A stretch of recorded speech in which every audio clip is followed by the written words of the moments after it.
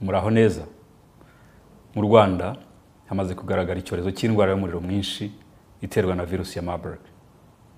Turabarura abantu 20 barwaye ndetse hari na 6 imaze guhitana.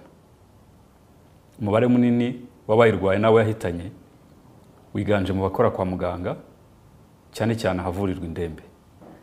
Minisiteri y'Ubuzima, inzego za leta zindi n'abafatanyabikorwa turi gukorana gushakisha abahuye n'aba barwayi ndetse n'abahuye n'abitabye Imana.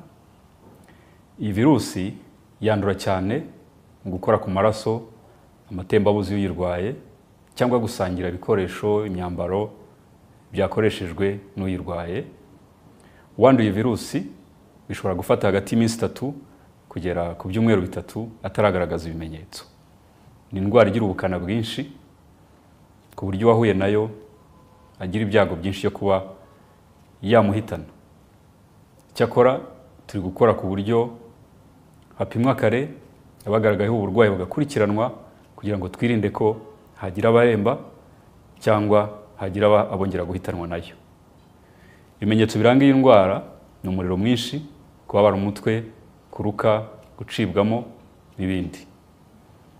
Wahuye n'urwaye iyi ndwara wese tumushakiraho akurikiranirwa, hari abaganga kugira ngo turebe ko atagaragaza ibimenyetso, yanabigaragaza agahabwa ubuvuzi bukwiriye. Abitabye Imana nabo tubaherekeza mu cyubahiro, hirindwa ko hatagira abahandurira. Turi gukora n'imiryango mpuzamahanga dukumira iki cyorezo. Mu gihe dukomeje ibikorwa byo gukumira no guhangana n'iyi virusi ya Marburg, namwe hari ibyo tubasaba. Icya mbere ni ukudakuka umutima.